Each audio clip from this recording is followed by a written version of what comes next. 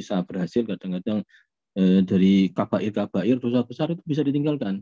Perbuatan keji bisa ditinggalkan, tapi banyak juga dosa-dosa yang memang nggak ketemu sama dia di lamam. Ya mungkin aja ada beberapa maksiat yang dilanggar dalam sehari. Kalau kita mau duduk aja, kalau kita manusia normal, biasanya itu ada aja kesalahan. Dan itu berpotensi menjadi dosa. Selain kemaksiatan juga ada namanya salah prioritas. Salah prioritas itu juga termasuk dosa loh. Kayaknya sih nggak dosa, tapi itu dosa. Ya banyak sekali. Kemaksiatan misalnya, kalau kemaksiatan itu ada kedoliman di kiri kanan kita diem. Nah, ini dosa. Bahkan kadang kita ikut jadi bagian dari pelaku itu dosa. Loh itu kok sampai bisa korupsi bagaimana? Ya gara-gara keputusan sampean waktu memutuskan ini disahkan apa enggak sah? Oh, ya dosa, katut sampean. Keputusan dari situ.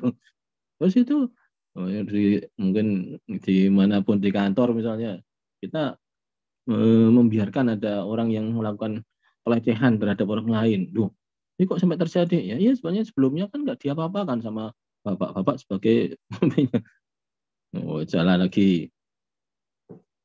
Nah, terima kasih Kak. Ada lagi yang ternyata jelas-jelas, ini mana ada kesalahan.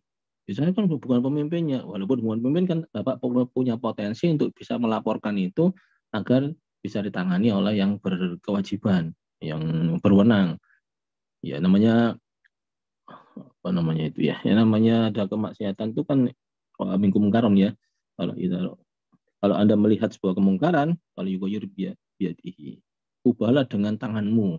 Artinya kan dengan tangan keputusan otoritasmu. Kalau Anda pegang otoritas tapi kok tetap diam gimana? Ya dosa itu sama aja.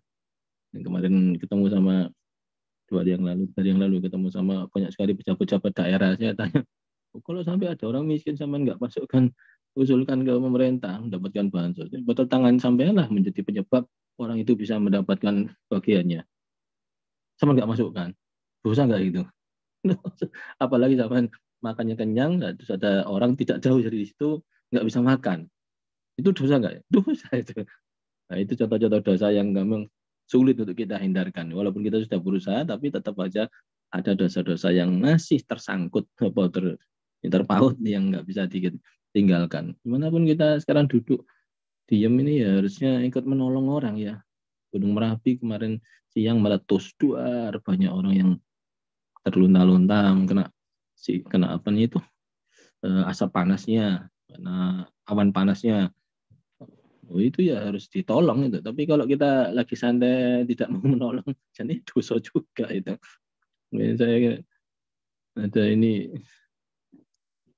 Ibu Menteri sampai kemana itu nolong orang di sana yang kena musibah banjir misalnya. Kadang-kadang ya diomeli sama orang. Jadi pejabat itu ya di meja saja, belakang meja, nggak usah turun ke lapangan. Yang ke lapangan biarlah anak buah. Ini ngomong gitu itu nggak dosa. Dosa itu menjaga orang berbuat baik. Padahal seorang pemimpin itu kalau nggak turun ke lapangan, masalahnya kalau di lapangan ada masalah, itu nggak bisa dipecahkan kecuali pemimpin. Ya mohon maaf ya, ada suatu daerah misalnya, ada kejadian ruda paksa. Tahu ruda paksa ya? Belum tadi pemerkosaan. Kadang-kadang itu nggak bisa diusut. Kenapa? Karena pelakunya itu tokoh. Belum tadi tokoh masyarakat. Ini sudah berapa kali kejadian ini. Coba kalau pemimpinnya itu duduk di belakang meja, nggak usah turun ke lapangan. Dosa nggak itu? Dosa. Astagfirullahaladzim. Kadang-kadang yang ngomel-ngomel tadi yang bilang apa namanya, nggak usah memimpin sampai ke lapangan jauh-jauhan, itu lebih dosa lagi itu.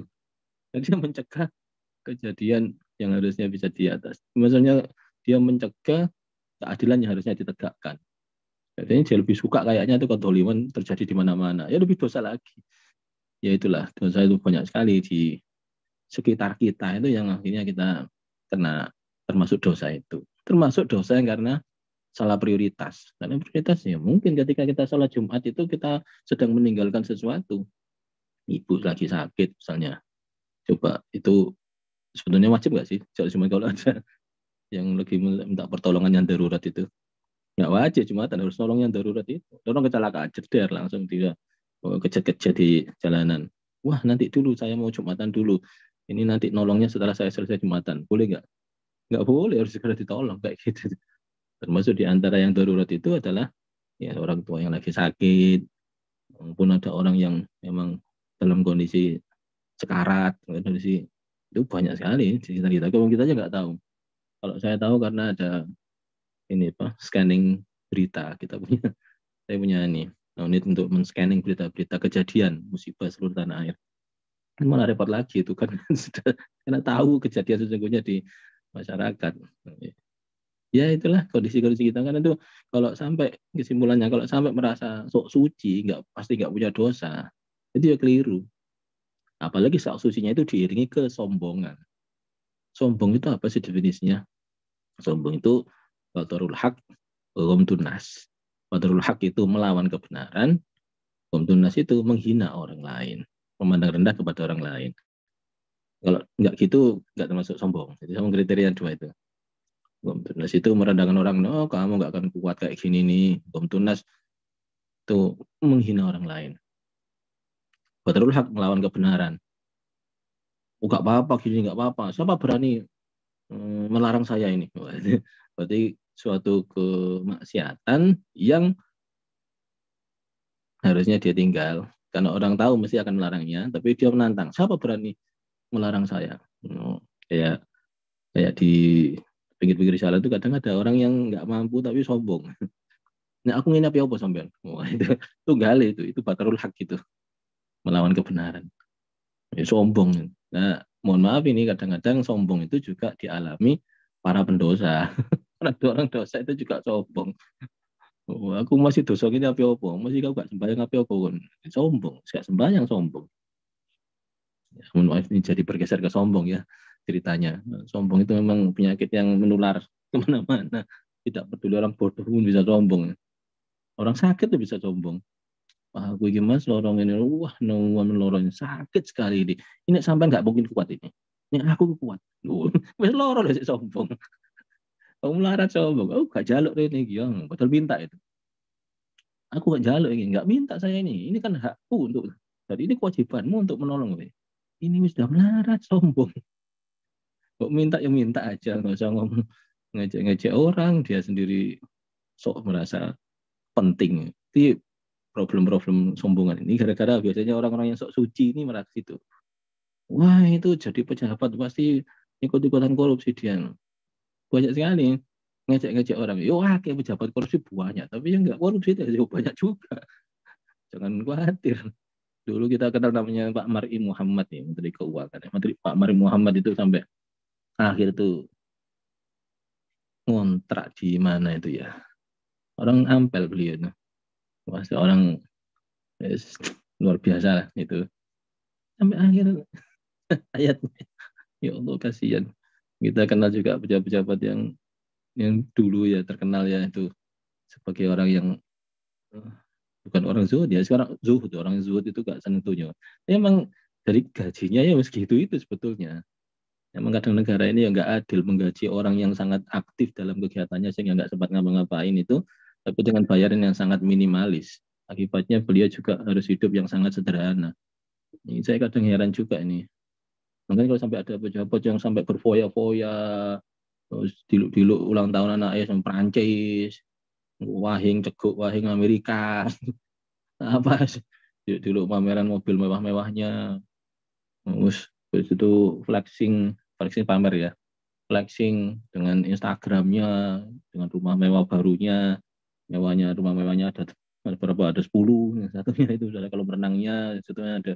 Ini problem-problem sosial ini, orang-orang ini walaupun digaji tinggi, tapi memang ya maling, dasarnya maling ya maling, dia nyolong apapun dicolong. Nah, ada peluang untuk itu sangat tinggi, apalagi kalau sebuah urusan yang pelik, itu pasti menyisakan sebuah ruang untuk bisa untuk bisa bermain-main di sana. Dengan permainan itu akhirnya banyak korban yang bisa dimintai duit, dipalagi bahasa kasarnya itu. Bahasa halusnya apa? Konsultasi. Konsultasi nek tempat kita apa? Konsultasi, konseng usul, konseng atasi. Ini dapat biasa gitu. Cuk konsultasi konseng usul, konseng atasi. Asal usul dan dengan panitia. Enggak, ini pejabat-pejabat yang kalau masalah rumit itu mesti langsung wah peluang gitu. Jadi setiap masalah itu bagi dia adalah peluang yang membuat orang lain jadi terkorbankan. Model kayak gitu itu. Nah, medali. Memang Ada pejabat kayak gitu, ya banyak sih, ya banyak. Jadi pejabat banyak ya, banyak. Tapi banyak juga yang enggak. Jadi enggak usah ngenyak-ngenyak sampean. Ya ikut-ikutan ngenyak ya berarti podonya menghina-hina orang itu kayak bener-bener dewi. Ya, usut, mari diusut. Kalau ada jelas jadiannya, diusulkan aja, diusut. Nah, gitu. Sehingga orang kayak gini kadang-kadang itu gak mau ikut-ikutan. Saya itu sana coba, pokoknya di sini aja ngerjakan ini. Nggak ikut-ikutan yang itu. Nah, akhirnya ya mohon maaf ya, akhirnya banyak sekali jabatan penting di tanah air kita ini dipegang oleh orang-orang yang tidak kompeten. Dan gawatnya yang tidak kompeten itu justru malah maling-maling. Nah, ini akhirnya negara ini kacau balau. Saya ulangi, kacau balaunya ini karena pemegang-pemegang otoritas penting ini seringkali bukan orang baik-baik. Orang jahat yang memang sudah punya pikiran jahat. Anak baik-baik melipir pinggir. Santri-santri menjauh dari kekuasaan. Ya, maaf ini. Orang-orang yang sangat taat kepada agama ini cenderung menjauhi. Akhirnya yang berada di pusaran-pusaran kekuasaan itu orang-orang yang jahat-jahat. Oh, ini yang gawat ini. Nah, ini harus diperbaiki. Makanya kayak Nabi Yusuf itu sampai proposal kepada raja. Raja, ij'alni ala khazainil ard inni hafizun alim. Saya ini kompeten raja. Jadi saya juga orang yang sangat hati-hati. Karena itu udah pilih saya aja jadi Menteri Perbendaharaan Negara. Pada sekarang Menko Ekuin ya. Nabi Yusuf akhirnya menjadi Menko Ekuin tersebut. Akhirnya memegang seluruh persediaan pangan di rakyat Mesir oleh raja, diberi kekuasaan itu. Dan akhirnya jalan beneran, bagus. Ini contoh orang-orang soleh, orang-orang baik yang kemudian dengan sengaja mengajukan dirinya untuk menjadi pejabat tinggi. Gak apa-apa. Ini saya ngomongin bukan karena pejabat ya, tapi karena saya dari dulu ada jabatan sih, mulai lulus sekolah dulu jadi apa saya? Pulang-pulang jadi wakil dekan, pembantu dekan. Habis itu jadi dekan 2 periode. Bukan karena saya minta jabatan, enggak. Tapi karena memang kondisinya mewajibkan, saya ngerti. Gimana ceritanya kalau saya terus diam aja. Karena itu ketika dipilih ya langsung, ya baik, siap, tamina atau nah, kita jalankan amanah dengan sebaik-baiknya. Dan ketika terjadi musibah kayak data ini, yaitu orang yang diusulkan dari daerah nggak pernah dapat bansos, yang nggak pernah diusulkan malah dapat bansos. Wah, ini musibah data ini. Dan yang sebagai orang ngerti komputer dan pangkatnya tinggi, ya saya ya nggak bisa nggak, ya harus berangkat. Teman saya ya pinter-pinter banyak, tapi pangkatnya nggak ada yang tinggi. Golongannya maksudnya ya, pangkat golongan PNS ya. Yang pangkatnya tinggi, ya kayaknya sudah senior, udah mau pensiun, udah melewati batas umur. Jadi ya nggak bisa nggak, ya namanya kayak fardu ain istilahnya ya. Yang saya berangkat, tapi kondisinya memang begitu, memang kondisinya. Jadi para penguasa atau pengambil keputusan ini orang-orang yang memang tidak bertakwa kepada Allah, gak wedi Gusti Allah. Saya pernah menghardik itu kayak gitu tuh. Ketika dia mulai menghina-hina. Sampai tahu gak sih yang saya lakukan itu loh. Itu hal-hal fiktif, ngerti kan? Dia ketawa tuh. Fiktif, padahal duit negara berapa? Banyak itu. Dan Anda tahu nggak? Itu dosa. Dan itu dosa itu akan terngiang di telinga Anda sampai ke kuburan Anda. Sampai ngomong gitu saya. Pernah. Seorang pejabat tinggi tak ngomong gitu. Tapi ya ketawa aja. Santai aja. Subhanallah. Ngeri itu. Ya, orang-orang model begini nih banyak sekali bercokol di pemerintahan-pemerintahan. Nah, ini yang salah sopo yo, sing alim-alim sing wong resik-resik yang sok suci nggak mau menyentuh. Iya, ada yang bilang karena nggak mau repot gitu. Aku ingin ya tenang mas. Saya pernah ketemu teman ya, luar biasa pinternya, luar biasa baiknya. Tapi ikrannya ke saya itu ngomongnya, saya itu gini aja Pak, sudah. Saya nggak mau dijadikan ini, jadikan itu. Loh, ini loh kampus sampean butuh uang saya sok. Jadi seperti, enggak usah. Saya yang santai ngajar gini aja. Coba murid jaluk sing sepuhan tepol, gak belum kontribusi. Padahal yang punya kompetensi di situ adalah dia. Ya, gak boleh ngono itu. Hati-hati. Ya gak sampai kayak Khawarij tadi enggak sih. Tapi Khawarij itu punya karakter wis menyendiri aja di hutan, menjadi di gunung, namanya kok Khawarij. Khawarij itu keluar ya, keluar dari komunitas. Padahal Allah Taala itu memerintahkan kita ya hati-hati, hati-hati. Rasulullah menyampaikan gini, wa yadullah ma'al jamaah. Ya, pertolongan Allah, rahmatnya Allah itu ada pada jamaah. Disuruh jamaah, alaikumnya. Jadi kamu harus berjamaah. Wa man syadda syadda ilan nar. Barang siapa yang keluar dari jamaah, itu artinya menyendiri atau apa itu ya, bertapa di gunung itu apa. Pokoknya membedakan diri sendiri. Ya, nyeleneh, ya, penyeleneh. Syadda ilan nar. Maka ini nyelenehnya itu keluar menuju ke neraka. Ini relasinya hadis ini dengan ke Khawarij ya, dengan kelompok Khawarij, di mana Khawarij itu betul-betul memang memisahkan diri dari umat Islam. Dia tinggal di suatu gunung jauh dari pemukiman umat Islam, makanya makan rumput. Tapi yang ngilokno sing lagi berlaga di Madinah, ya, yang lagi menumpas kedoliman di Madinah, gak ada kontribusi ini. Ngilokno pendidikan kacau balau saat ini, padahal dia nggak ada kontribusinya dengan pendidikan.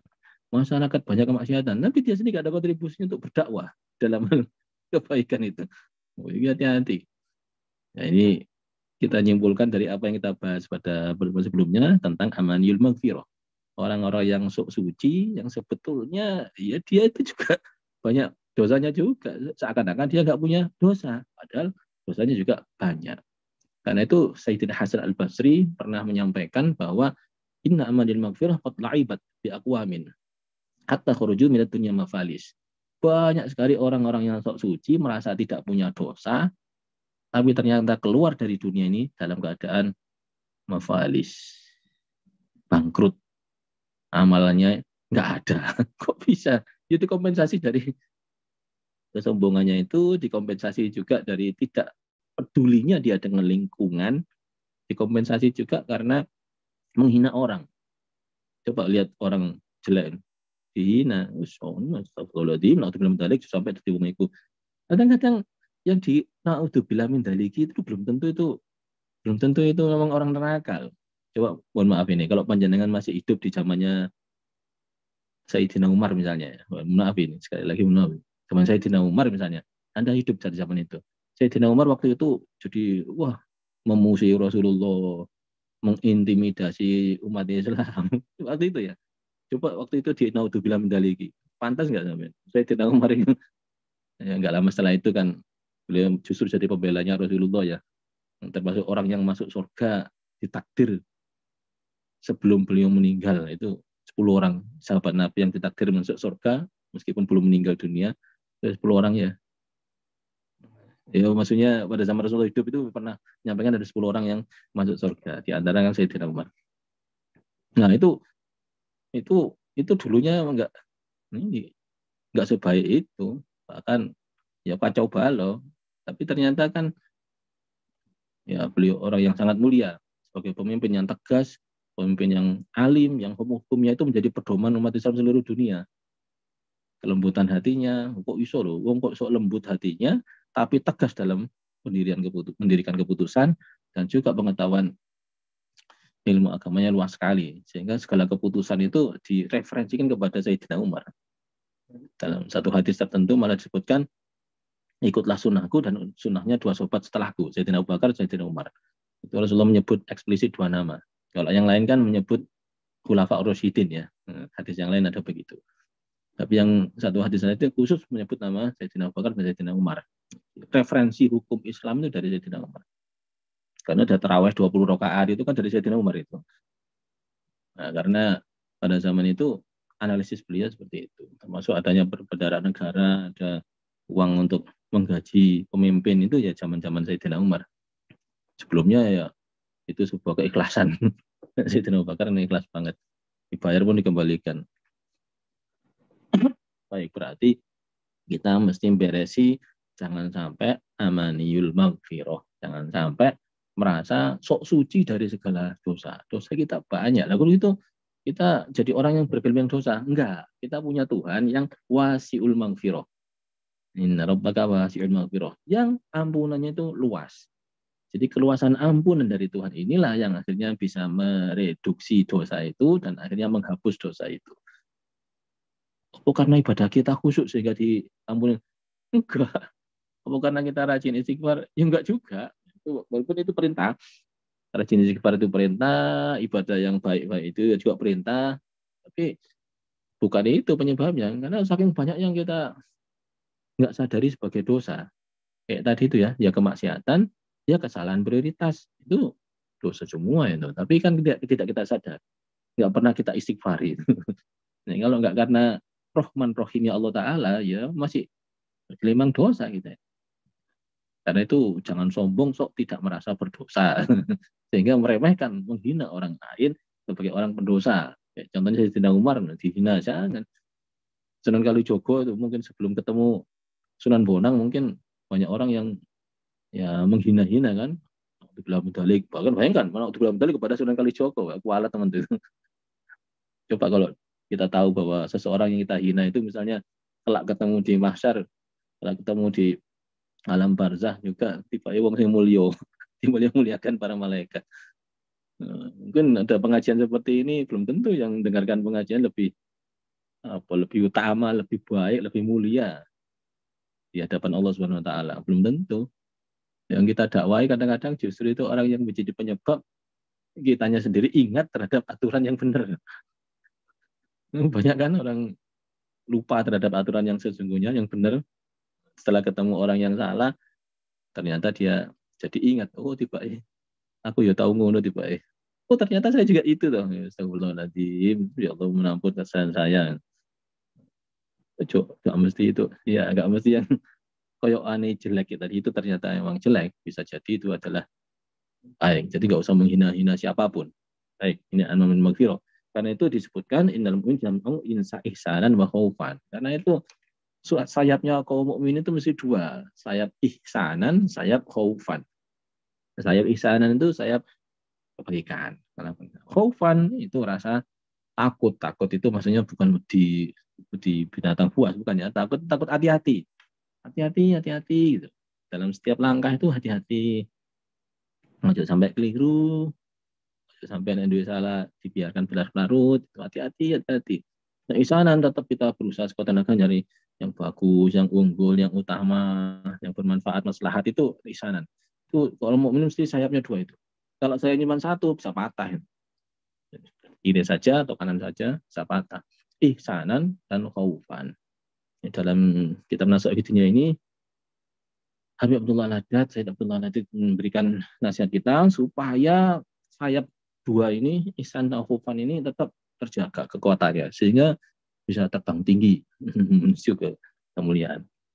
Ya namanya hati-hati itu ya bukan terus kita nggak ngapa-ngapain, ya hati-hati jangan sampai salah. Bukan karena takut misalnya takut orang. Saya pernah diundang ya makan malam itu coba tinggi sekali sangat, yang paling kita hormati lah di negeri ini ya saya sebut ya pokoknya yang sangat kita hormati saat ini. Tapi waktu makan itu ya sebetulnya bebas sih kita makan itu. Cuman saya kok hati-hati ya, nyiduk sego itu rasanya ojo sampai muni klotak-klotik, konteng, jangan. Jadi pelan nyiduk ini. Terus naruh di piring dia pelan-pelan.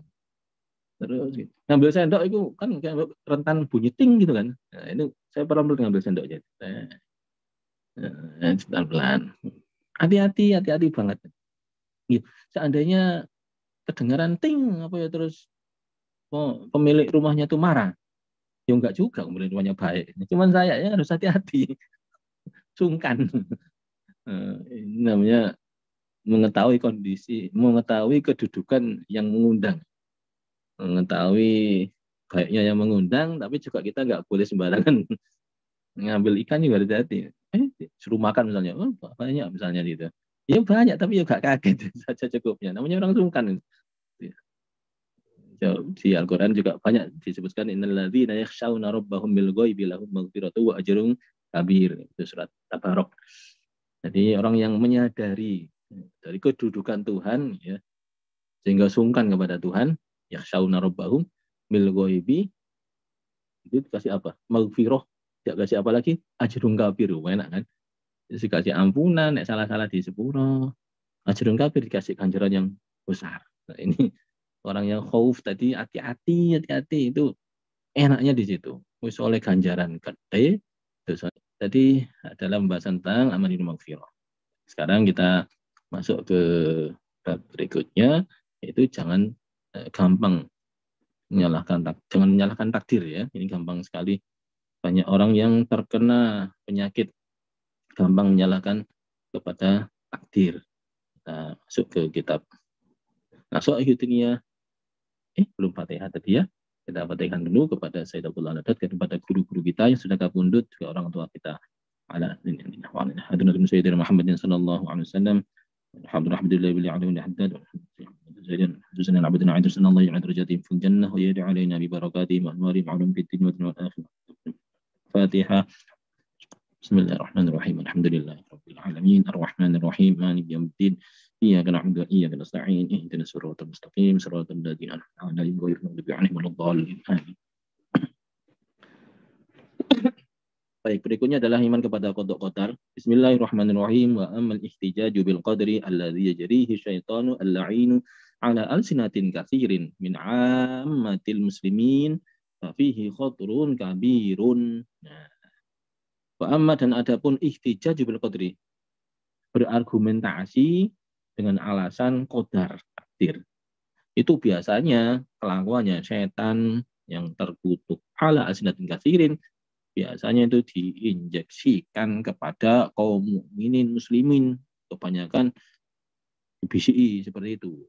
Nah, itu bahaya ngomong kayak gitu itu. Wa huwa anna ahadahum idza qila lahu, dan seseorang biasanya kalau sudah dikasih tahu waqad taraka ba'dul wajibat, kamu kan meninggalkan kewajiban ini, au fi ibadin kamu kok melanggar keharaman. Dia jawabnya lima fa'alta dzalika wa khalafat amrullah wa amr rasulih dzalika muqaddirun alayya. Saya ini ditakdirkan seperti ini. Maktubun saya ini sudah tertulis di lauh mahfuz sebagai pendosa. Kemudian dan ini sudah keputusan Tuhan. Nah ini dong. Ngusuk dia korupsi kok terus ditanya jawabannya.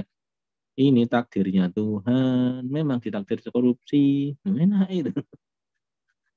Akhirnya cuma dihukum tok. Duit korupsi yang triliun itu nggak diminta oleh negara. Ya hilang. Berapa kali itu ya. Korupsi yang triliunan itu. Hilang dalane. Belum dalik. Ini banyak ke sini lagi. Walaupun maksiat-maksiat kecil pun ya terus dibilang itu sebagai takdir. Ini zamannya Rasulullah juga pernah menyampaikan. Ini kok kalau sudah orang itu bilang tentang takdir, kamu nggak usah ikut-ikut. Kamu diam aja. Kenapa?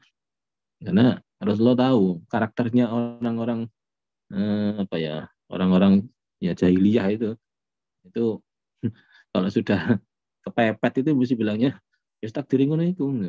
Ini yang salahkan Tuhan, yaitu yang menetapkan takdir. Walaupun di sisi lain Nabi sering juga menyampaikan pentingnya memperhatikan takdir ini. Agar apa? Agar kita mudah bersikap. Jangan sampai kita terjebak oleh sikap-sikap yang keliru. Ya'dzuru bidzalika nafsahu, yaitu udzur itu dispensasi terhadap dirinya sendiri. Jadi cari alasan, istilahnya bukan dalil tapi berdalih kepada takdir. Wa haraj anha, sehingga nggak mau disalahkan dia. Wa naj'ala Allah taala alladzi lahul hujjah al-balighu ala jami'i khalqi fi kulli halin.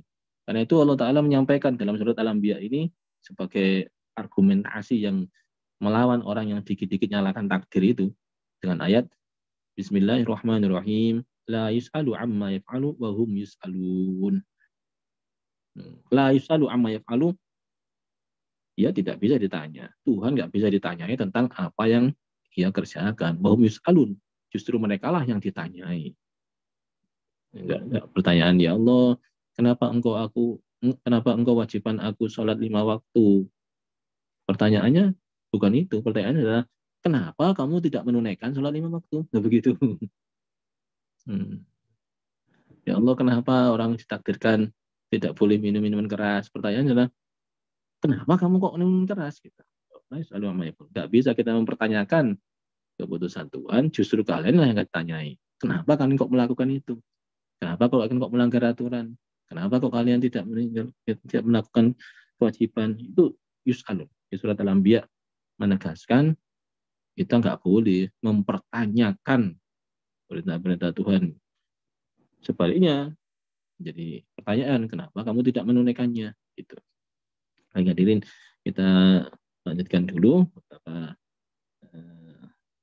nas ini. Wa aqulu inna qawla 'abdi hadza a'dhamu min ma'siyatihi. Sayyid Abdul Wahid mengomentari ucapan-ucapan ahli maksiat ini itu berbahaya dan lebih berbahaya daripada kemaksiatannya. Wa aksarul alaihi di dunia wa akhirati. Itu bahayanya sangat besar, baik bahaya dunia maupun bahaya akhirat. Kenapa kok sampai bahaya? Karena ada pembenaran. Pembenaran atas kemaksiatan yang dia lakukan. Coba perhatikan betapa banyak itu tokoh yang seperti tokoh agama, terutama religius ya, terus korupsi. Setelah korupsi ketahuan, dicari polisi, ketemu KPK, menemukannya, terus jawabannya apa coba? Ini kan untuk merampas harta kaum muslimin yang diambil oleh orang kafir. Coba bayangkan. Jadi seorang se-Indonesia yang kafir, terus dia mau mencuri harta negara ini dengan mengklaim saya sebagai muslim. Kayak muslim-muslim mau izin gitu. Kayak muslim-muslim mau sendiri gitu. Ada yang begitu itu. Nah, itu bilang dalik. Tapi omongan-omongan yang melegalkan korupsi itu lebih berbahaya daripada korupsinya. Kenapa? Ya, akhirnya jadi fatwa. Jadi orang-orang yang levelnya tinggi, level rendah, menengah sampai level bawah, itu banyak yang korupsi kemakan oleh fatwa-fatwa jahat seperti itu. Nah, bilang dalik. Sampai akhirnya mencuri itu akhirnya dianggap sebagai kebaikan. Lalu kurang ajar itu. Bahaya sekali itu. Itu kata terlawan. Ya, berarti problemnya adalah omongan si Asi tadi, ahli maksiat itu a'dhamu min maksiati. Itu lebih bahaya daripada kemaksiatannya sendiri. Nah, itu belum dari. Jangan sampai kita menjadi orang-orang ahli maksiat seperti itu, apalagi menyalah-nyalahkan karena takdir. Wala li'anna ma'na hadhil maqalah yadullu man sahibaha annahu qalaha an i'tiqadi batin ala tuzalzilu qawaidu dinahu min asliha. Karena makna dari perkataan ini menunjukkan bahwa orang itu mengucapkannya dengan keyakinan batin dan menunjukkan goyahnya, tujuannya ya, fondasi agamanya dari dasarnya memang seperti itu. Ini bahayanya.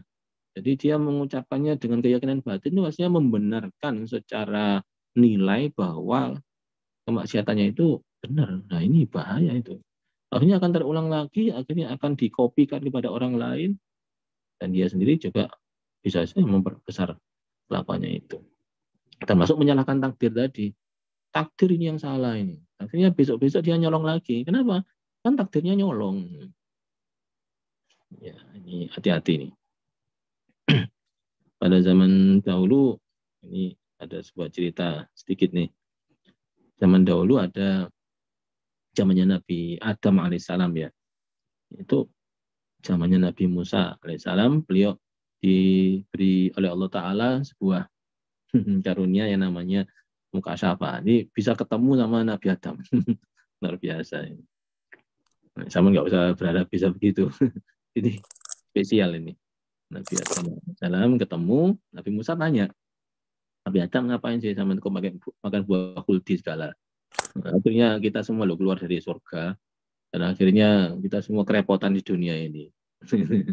Nabi Adam balik nanya, loh, sebentar toh, keputusan saya makan buah kuldi itu masuk dalam takdir Allah dah. Nah, dan itu dituliskan jauh sebelum saya diciptakan tuh. Iya. Nah, terus sama apa nyalahkan sesuatu yang terjadi jauh sebelum diciptakan saya, dan itu sekarang terjadi. Gitu. Jadi Nabi Adam sendiri pernah jika nyampaikan tentang takdir ini. Tapi problemnya adalah jangan sampai keputusan-keputusan Tuhan tadi yang dalam skenario itu dijadikan alasan pembenaran untuk buatan maksiat. Nabi Adam sini merasa itu keliru, makanya berdoa waktu itu Nabi Adam kan.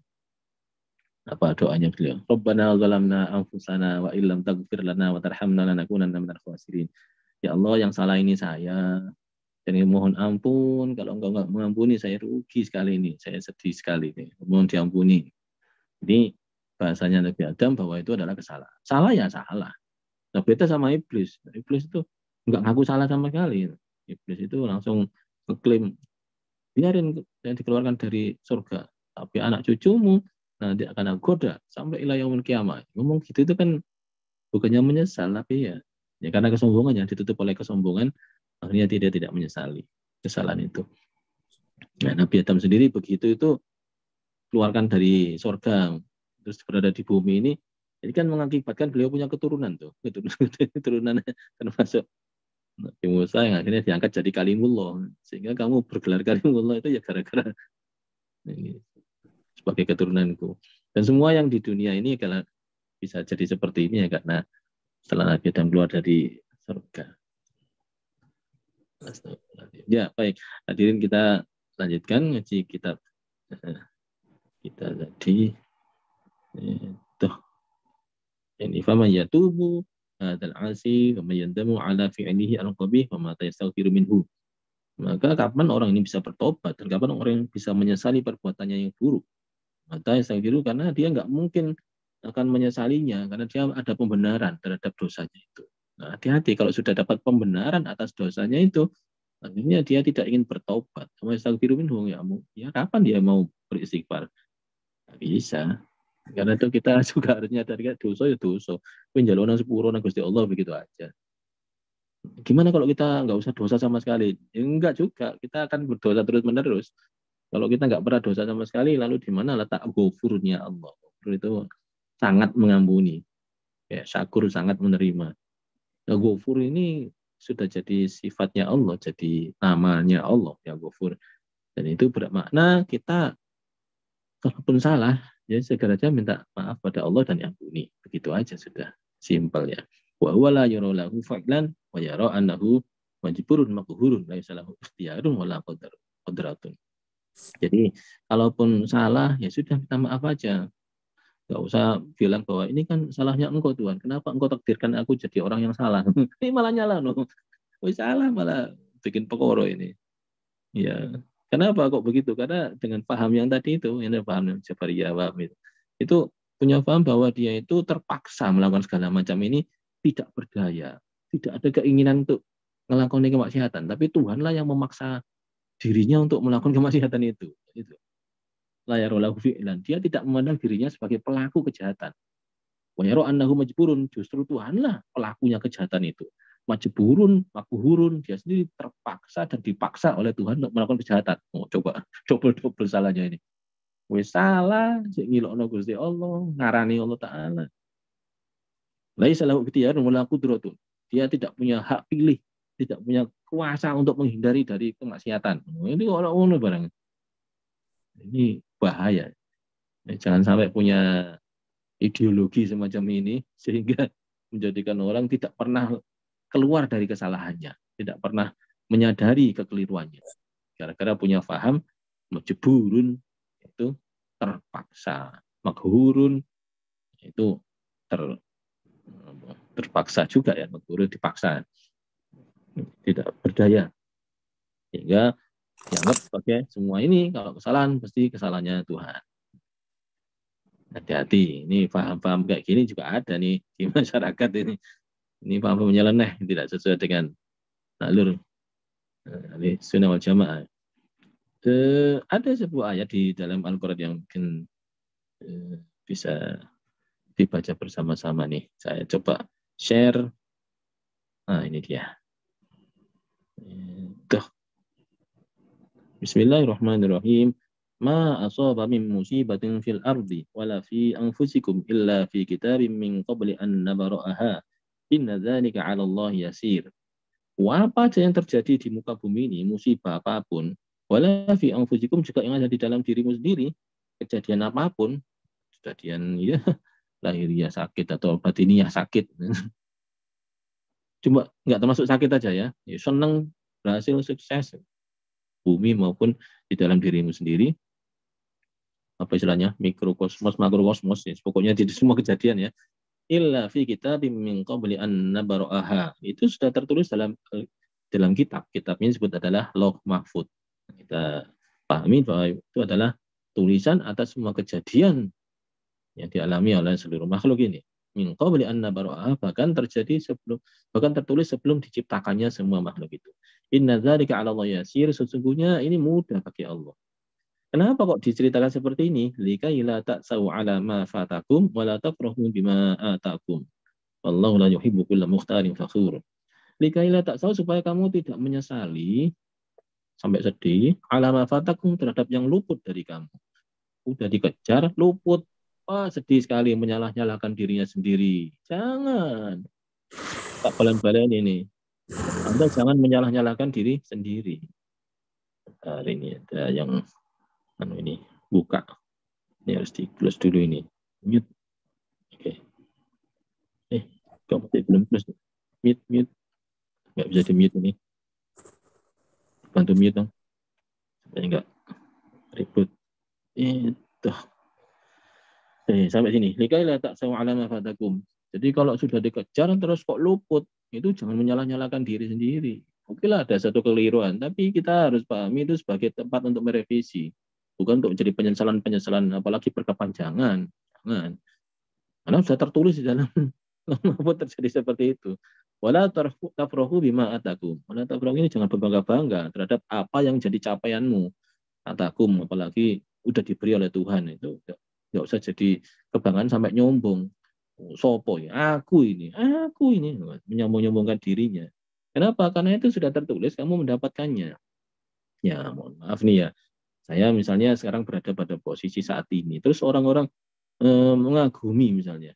Itu ya bagi diri saya sendiri, apa yang dikagumkan? Soalnya katakanlah 1000 tahun yang lalu sebelum diri saya diciptakan, itu sudah ada tulisannya. Itu juga yang terjadi pada panjenengan semuanya, hadirin sama pengajian. Dan kami juga punya kelebihan sesuatu yang sebetulnya pada 1000 tahun yang lalu, berapa tahun yang lalu itu sudah ada ketentuan bahwa Anda itu bakal seperti itu. Terus sekarang dilakoni kejadiannya. Apa yang mau dibanggakan? Bahasa lainnya, skenario dari film itu sudah tertulis sebelumnya. Dan skenario itu menunjukkan apa yang dilakoni oleh para aktor dari menit ke menit, detik ke detik, sampai akhir. Mulai dari awal dimulainya sampai akhir acaranya. Nah kalau seperti itu terus kemudian filmnya ditayangkan, kemudian kita semua itu sangat mengagumi si aktor itu. Sebetulnya sih itu nggak relevan. Kenapa? Karena tadinya sudah ditulis seperti itu dia. Sebaliknya juga ada penjahat. Wah, itu kita menghina-hina dia. Enggak usah, kenapa? Sudah terus sebelumnya. Makanya para produser film yang bagus itu yang bisa mengaduk-aduk emosinya penonton. Penonton sampai jingkrak-jingkrak, seneng, kadang sampai nangis-nangis, geru-geru, sampai terngiang-ngiang, ada gitu. Itu karena hebatnya para produser tadi, para sutradara itu. Nah, sutradara yang pintar itu bisa mengaduk-aduk gitu ya gak karena pintar sutradara, juga karena penontonnya itu gak pintar dalam nonton. Coba bedakan penonton yang punya ilmu tentang perfilman dengan penonton yang tidak punya ilmu tentang perfilman. Itu beda. Penonton yang ngerti tentang cerita skenario sama enggak, beda. Kalau orang yang pintar tentang perfilman, melihat aja sebuah kejadian yang heboh di film itu, apa jawabannya? Luar biasa Pak Sutradara ini. Oh, luar biasa Pak Lighting ini. Coba perhatikan. Sampai kayak gitu. Lightingnya itu bisa mencerminkan ini seperti sesungguhnya. Yang dipikir apanya coba? Yang dipikir adalah penciptanya. Yang dipikir bukan makhluknya, tapi penciptanya. Itu juga yang kita alami kalau kita pintar dalam mengetahui lauh mahfud ini. Subhanallah. Allah Ta'ala kuasa menjadikan orang semulia ini. Allah Ta'ala kuasa menjadikan orang sehina itu misalnya begitu. Ya dan ini itu tujuannya adalah pada Allah Subhanahu Wa Ta'ala. Bukan kepada aktornya, bukan kepada actionnya, bukan kepada rusaknya atau bagusnya. Yang dipikir adalah Allahnya. Dan kalau yang seperti ini terjadi di hari-hari kita, maka sedikit demi sedikit kita jadi kenal Allah. Terus jadi akrab dengan Allah. Terus jadi senang dengan Allah. Terus jadi kepingin ketemu dengan Allah. Itu adalah ahad balikoah robbah. Jadi sangat mendambakan bisa ya bertemu dengan Allah SWT. Itulah bagi orang yang ketika dicabut nyawanya, dia bahkan sangat kangen ingin segera ketemu. Bukan meronta-ronta menolak, bukan, tapi justru malah sangat ingin berjumpa dengan Allah SWT. Saking senangnya. Baik, hadirin kita kembali lagi. Berarti kalau ada fatakum yang udah luput, jangan disesal-sesali banget. Itu memang sudah ditakdirkan luput. Aku wis deal padahal. Deal, tapi gak sido. Nah, itu nyesel banget. Padahal tertulis sana bahwa ini. Kemudian akhirnya deal. Setelah deal ada sesuatu terjadi, kemudian batal. Itu kalimat itu sudah ada jauh hari sebelum kejadian. Bagaimana tafrohu tadi? Bangga sekali. Padahal enggak, ini si A ini berperan begini, si B begini, sehingga dia itu sukses. Nah suksesnya itu di atas pundak banyak orang. Ibaratnya itu kayaknya gak budal dewe deh. Sing ngeterno itu syarat-syarat. Orang-orang yang merasa sok atau merasa bangga itu kan karena merasa dia budal dewe. berangkat sendiri. Padahal enggak. Di belakangnya itu banyak sekali tangan-tangan yang disetting oleh Tuhan untuk bisa mensupport dia. Coba dia bisa ngelihat skenario itu, di mana letak bangganya? Nggak ada. Karena nggak bisa lihat skenario aja. Mau contoh lain gini, ada sebuah film. Filmnya tuh gagah sekali. Wah, Citra lah pialanya, Oscar lah pialanya kira-kira gitu. Piala Oscar. Semua orang kagum. Coba setelah selesai nonton itu, kita berdecak kagum. Coba besok nonton lagi. Sekali lagi nonton itu. Sudah nggak kagum kita. Usumnya orang nangis. Kita yang sudah pernah nonton film itu, nggak nangis sendiri. Usumnya orang jingkrak-jingkrak. Kesenangan. Kita nggak jingkrak-jingkrak sendiri. Kenapa? Karena sudah tahu. Ini habis ini begini, habis ini begini. Loh, terus yang dipuji itu apanya? Ini kan saking hebatnya kadang-kadang aktor itu ya berada di luar film, apa di kehidupan sehari-hari, tetap dibenci orang. Siapa dulu itu ya? Kalau lewat ke mall itu dijibiti sama pengunjung mall. Kenapa kok dijibiti? Saking bencinya dengan perannya waktu di dalam film. Oh, itu berarti pemeran aktornya itu wah, sangat pinter. Ada juga yang wah dielulukan di masyarakat, padahal itu cuma film dia. Di masyarakat dia nggak sebaik itu. Sampai dia ngomong, saya itu nggak seperti di film, beda. Saya di sini tuh ya nama saya sendiri. Sampai kayak gitu orang tersebut menyampaikan. Nah, tapi sekali lagi ketika film itu diulangi, itu bagi orang yang sudah pengalaman nonton itu ya nggak bingung dia, nggak ikut larut terhadap alur cerita. Orang nangis-nangis dia diam santai aja. Apalagi nonton 3 kali, sudah ngerti. Habis ini pasti dia jatuh, loh jatuh. Habis ini dia bangun lagi, loh bangun lagi. Habis ini dia menang, loh menang kan. Ya santai aja dia. Inilah orang-orang yang sudah mengetahui ilamin qabli an nabra'aha tadi, bahwa itu sudah tertulis. Jadi gak gampang responsif itu apa? Gak gampang gak gampang kagetan terhadap segala sesuatu. Insya Allah kalau kita memahami bahwa sesuatu sudah tertulis, ya sedih-sedih aja, sebentar aja sedih. Terus culno sudah. Ini Allah Ta'ala yang ngatur. Ini Allah Ta'ala yang mengatur. Ya, mohon maaf ya. Apa misalnya ketinggalan, ya penting Allah Ta'ala ditinggal, apa jadi itu. Ya, untuk karepe dan itu untuk kebaikan kita. Ini katut. Ya, Allah Ta'ala mudah-mudahan sampai repot sampai kesulitan ya, tapi seandainya ada yang sulit-sulit itu pun disetting oleh Tuhan untuk kebaikan kita. Diseneng-seneng no.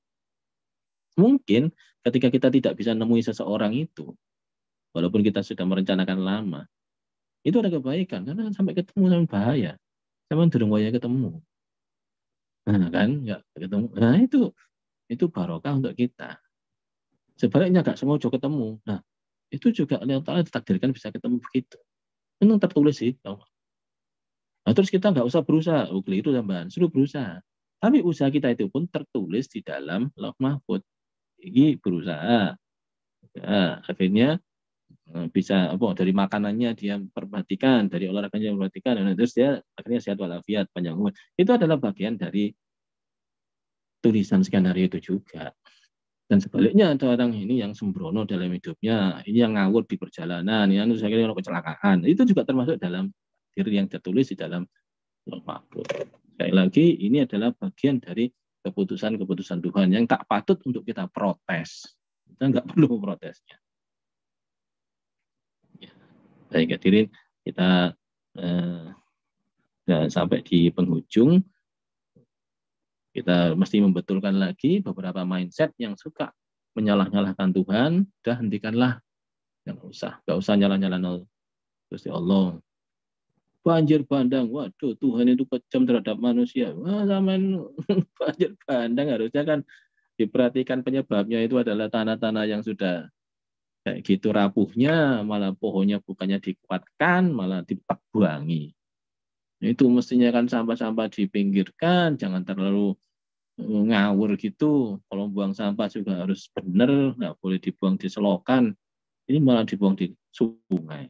Sungainya mampet, banjir. Itu saluran air harusnya dibikinkan.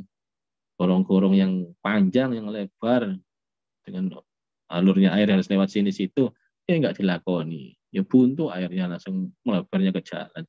Oke, hal-hal yang demikian tidak dianalisis, tapi langsung menyalahkan kepada Tuhan yang Maha Kuasa. Ini yang ngawur seperti ini.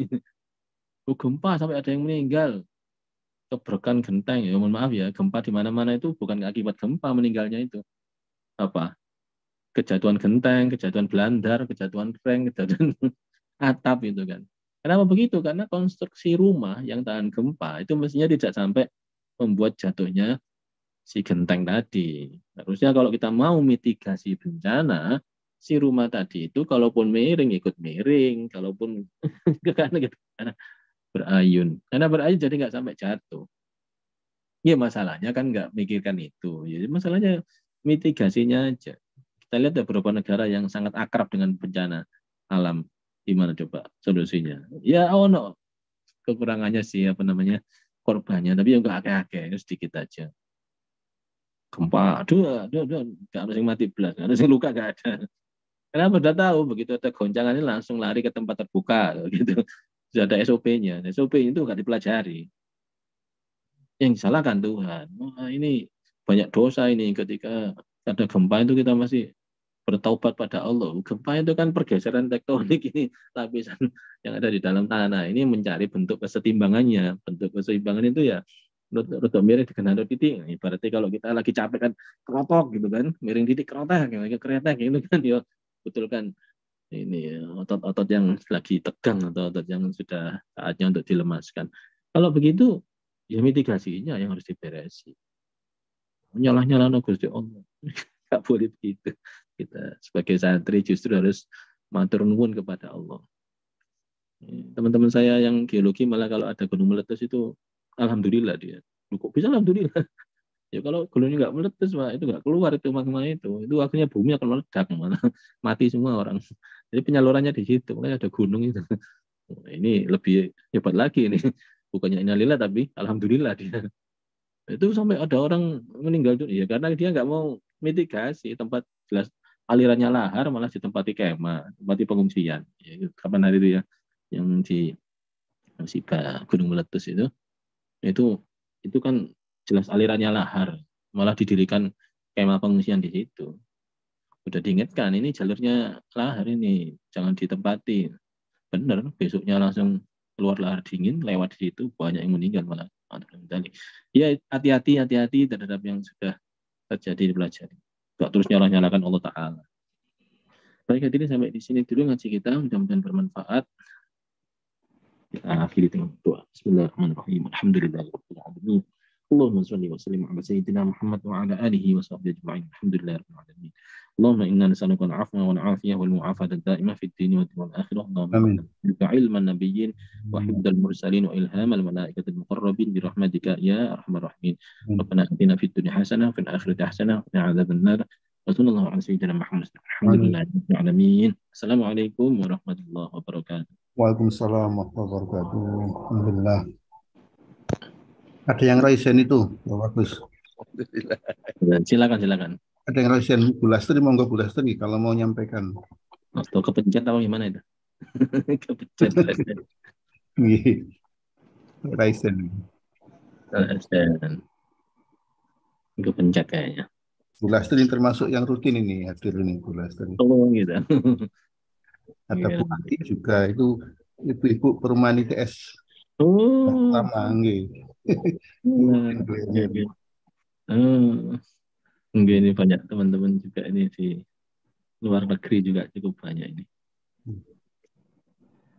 Bagus nambahin tadi ya, nanya yang terkait dengan sebenarnya seseorang itu punya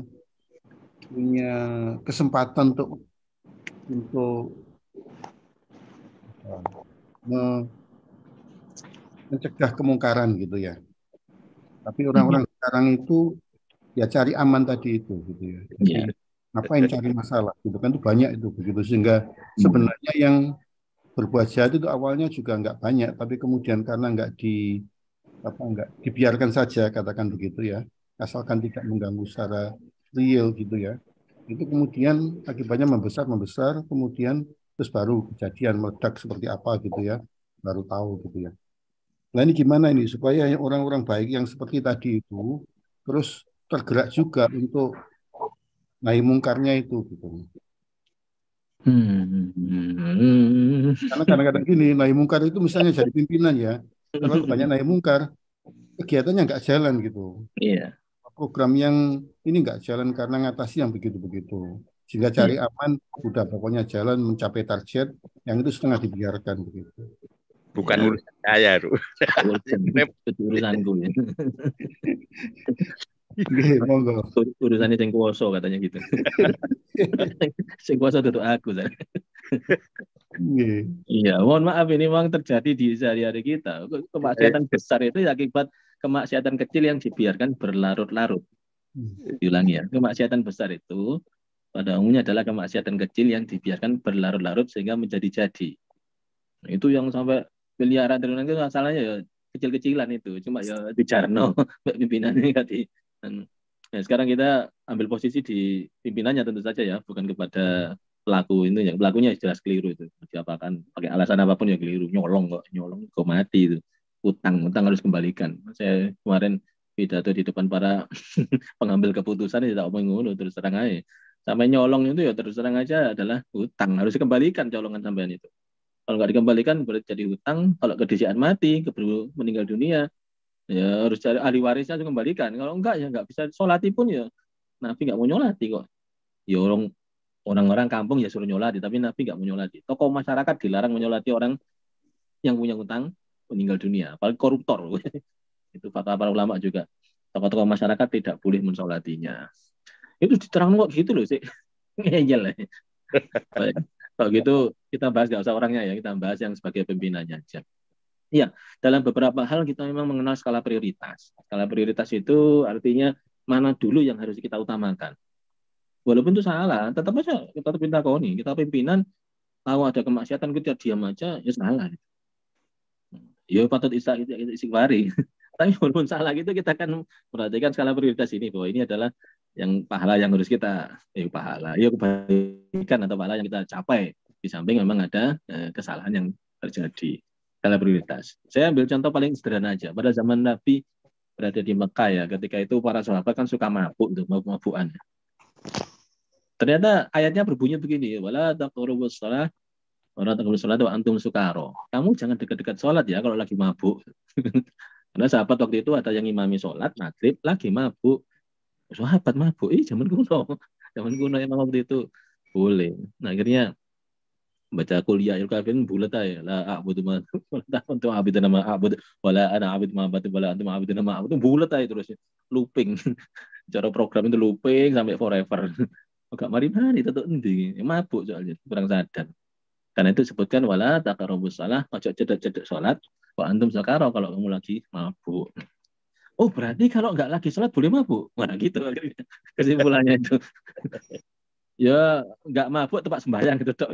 Ini nggak tempat sembahyang nggak mabukan tetap. Akhirnya diberitahu bahwa mabuk itu ternyata bisa mengurangi kesadaran seseorang sehingga kalau waktu mau pergi perang, zaman dulu kan banyak perang nih, itu kendel. Waktu itu orang-orang kafir memang kalau perang menangan. Kenapa kok menangan? Soalnya semangatnya luar biasa, gak wedian. Jadi karena nggak sadar ya, kurang sadar kan berarti logikanya juga rodok berkurang. Jadi kondel setengah mati, gak duwe wedi. Akhirnya diketahui kok ngono. Mabuk soalnya. Ngono mabuk dia awake dhewe. Iya mabuk padha mabuk. Akhirnya perang padha mabuk. Padha gak dhewe wedi. Oh ternyata ada gunanya mabuk itu. Iya. Terus musim dingin, wah adem. Mabuk itu apa namanya minuman keras itu bisa menghangatkan tubuh. Jadi banyak manfaatnya.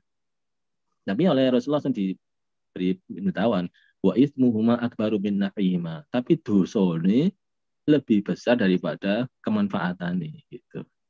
Nah, ini untuk berkurang lagi. Jadi yang tadi berkurang karena waktunya, ini berkurang karena keadaannya ya. Terus berkurang lagi, berkurang lagi.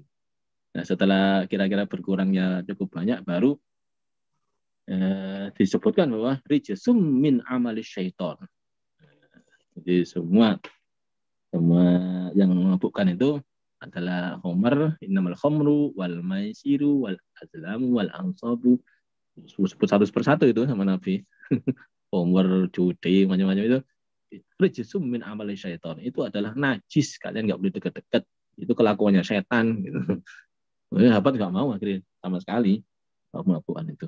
Nah ini artinya tahapan-tahapan yang dilalui oleh Rasulullah pun itu juga sangat signifikan ini tahap dari mulai rodok-rodok hati-hati pencegahan. Nah, cara saya itu saat ini itu waktu pertama ya integritas data dulu. Jadi yang golongannya fiktif itu dihapus semua.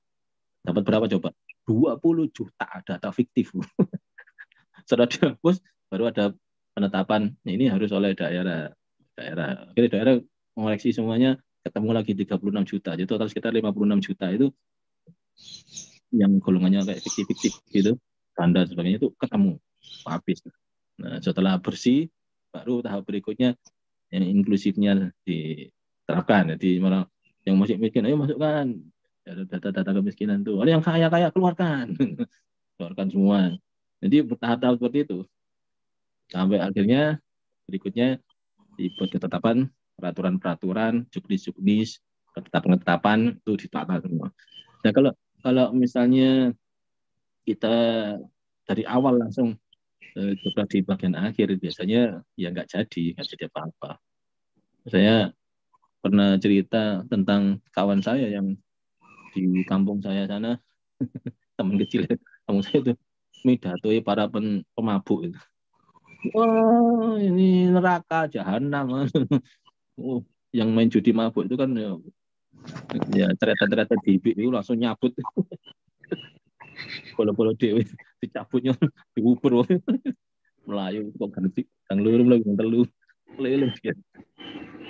Astagfirullahaladzim nggak mesano. Jadi harusnya untuk bertahap gitu. Tahapnya ya, dilihat dari situasinya dan gini. Memang ada unsur membiarkan sih akhirnya. Karena apa kedua itu kan berarti tahap pertama dilakoni sambil membiarkan sesuatu membiarkan itu apa namanya? Melegalkan, bukan melegalkan juga tapi jadi kultur tadi dispensasi. Itu nggak apa-apa, berarti nggak apa-apa. Jadi memang hal ini open problem. Kita harus mendiskusikannya di mana dari tahapan-tahapan itu dispensasi apa dulu yang boleh, dispensasi apa habis itu bersih nggak boleh ada apa-apa. Gitu. Kalau kita dari awal misalnya, kudu bersih, pecati wae karena uang akhirnya kosong.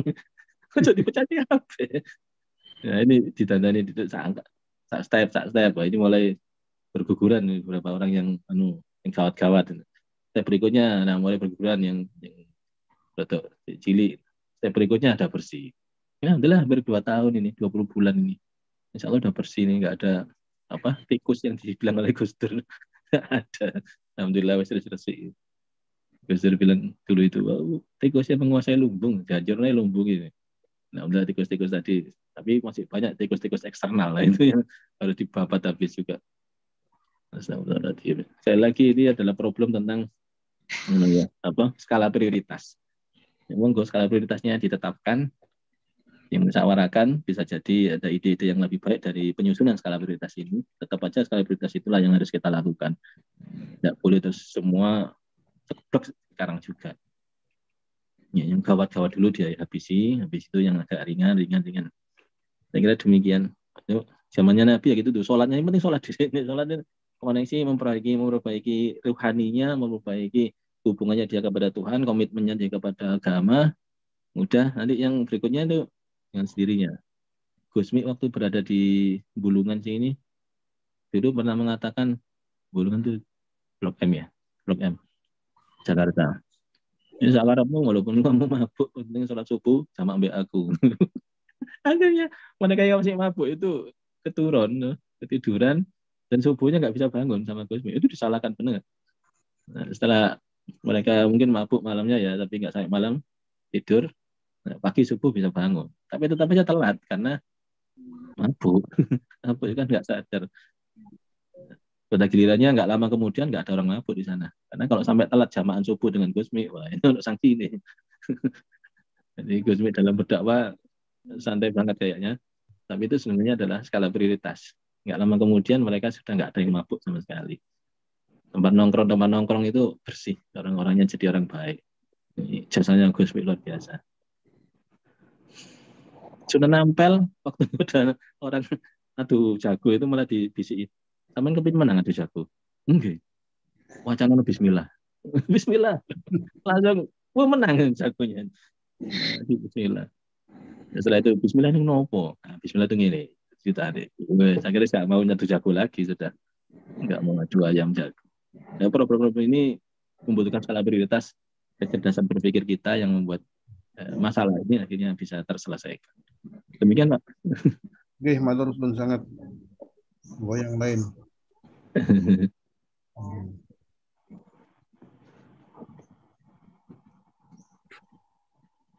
Kalau di Jepang saya biasanya cerita tentang keluarga, kemaslahatan keluarga. Ini Pak. Silakan Pak. Untuk. Itu tadi kan di awal kita kan diskusi masalah itu. Berhujah takdir untuk maksiat itu kan jalan setan. Tapi sebaliknya kita malah harus berhujah takdir untuk yang berbuat baik. Karena kalau gitu nanti akunya keluar ya, itu yang apa, saya pernah dengar saran begitu. Betul nggak ya? Jadi makanya Rasulullah tadi dalam satu sisi itu ngati-ngati sahabat, kamu jangan ikutan bicara takdir. Kalau udah bicara takdir, kamu harus diam. Gitu. Hati-hati Rasulullah. Kenapa? Waktu itu memang belum kuat. Belum kuatnya itu karena masih ada problem menyalah-nyalahkan Tuhan. Karena takdirnya Tuhan menyatakan demikian. Tapi di sisi lain kita harus menyadari bahwa emang takdir itu ada beneran. Dan kamu semua ini hidupnya karena ditakdirkan oleh Tuhan seperti ini. Nah itu menjadi pendorong bagi kita supaya efek dari yang disebutkan dalam ayat Al-Hadid ayat 22 tadi, bahwa nek sampai ono sing hilang, sampai nggak nyesel banget, nek sampai ono sing berhasil, sampai nggak sampai sombong banget. Seneng biasa wae senengnya. Susah ya susah dulu aja, jangan lama-lama. Jadi targetnya Rasulullah ke arah supaya mensikapinya itu nggak sampai keterlaluan. Diarahkan seperti itu. Nah, terus bagaimana dalam keadaan sudah ditakdirkan kok kita harus berusaha lagi? Karena usahamu termasuk dalam takdir itu. Sehingga orang yang katakanlah umurnya panjang misalnya, itu karena memang di situ ya ujungnya memang Tuhan menciptakan di umurnya panjang, tapi ada tahap yang dia lewati sehingga umurnya panjang. Ya silaturahmi, dia menjaga kesehatannya, dia menjaga ini dan seterusnya. Sampai akhirnya dia panjang umur. Ini mirip seperti zamannya Nabi Daud yang pernah kita ceritakan dulu itu. Nabi Daud dikabari oleh malaikat Israel, Nabi Daud santri sampai yang iku. Itu tanggal sekian, jam sekian di tempat ini. Sekian meninggal dunia. Oh, Nabi Daud namanya juga seorang guru ke santri, kasihan. Didatangin santrinya. Mas, kalau aku kemana? Bismillah aku jalan-jalan dengan dulur-dulurmu. Dia dipamit-pamitkan oleh Nabi Daud maksudnya, tapi nggak nyadari. Akhirnya diketemukan pamannya, ketemuan Pak dulur-dulur. Dipamit tapi Nabi Daud gitu, teman nggak ngomong, nggak bilang itu. Nah setelah pas hari H, gak mati wong itu Pak. Gak mati. Waduh, izin kadung dipamit-pamit tuh gak mati, gak sido mati. Tanya kepada malaikat Israel, kenapa kok gak sido mati? Kadung tak pamit, no izin aku. Tuh, Nabi Daud sampai disilaturahimkan, panjang umur dia akhirnya. Loh, berarti ada ketentuan bahwa Allah Ta'ala mau menetapkan 60 tahun umur dia, tapi kemudian dia melakukan hal-hal yang membuat dia panjang umur. Dan itu Tuhan menghendaki dia untuk panjang umur. Maka ditetapkanlah jadi umur 80 misalnya. Itu semua ada di dalam Lauh Mahfuz tadi. Ini surat Ar-Ra'd yang terakhir ini. Kemarin Nisfu Sya'ban dibaca oleh semua umat Islam ini. Wa yamhullahu ma yasha' wa yuthbit wa 'indahu ummul kitab. Allah berkenan menghapus ketentuan, wa yuthbit dan menetapkan ketentuan yang baru, wa 'indahu ummul kitab dan semua revisi tadi dicantumkan di dalam kitab. Ummul kitab yaitu Lauh Mahfuz. Di sanalah ditulis semua kejadian tadi. Nah, demikian. Jadi apa yang kita lakukan pun termasuk dalam takdir itu juga. Jadi tidak sampai malas-malasan, ya termasuk takdir untuk malas. Termasuk nekat melanggar aturan. Oh, takdirnya mlebu neraka dengan lewat jalur ini. Neraka jalur undangan ini berarti ini kan. Diundang oleh takdir. Demikian. Oke. Saya kira itu aku. Ya, mantul. Iya, mantul. Neraka jalur undangan udah ngono ya. Jalur mandiri ada juga. Kalau Jali lagi sakura ada ini. Ini anunya mohon pakai background aja. Tapi sudah mekar sih. Sudah ada yang mekar beberapa. Harusnya berangkat ke Jepang ini. sangat dinantikan Pak Kiai. Nggak boleh keluar ya di sini, jaga gawang gitu. Ya kemarin saya bertemu dengan Abah Wapres dan Ibu Ketemu ya, Bu Zumrotul. Zumrad ketemu. Bu Zum. Tinggi. Bu Zum ada di sini nggak ya? Coba dicek ini. Nggak ada, kayaknya ada di sini Bu Zum. Oh, Tadi nggak saya ada. cek nggak ada. Nggak ada. Iya, beliau staf khususnya. Alhamdulillah. Syukur. Nah, kalau nggak ada yang dibahas lagi, Yun pamit semuanya, jaga-jaga. Alhamdulillah, terima kasih Prof. Bagus. Ya, Alhamdulillah. Assalamualaikum. Waalaikumsalam. Subhanallah wa bihamdika la ilaha illa anta astaghfiruka wa atubu ilaik.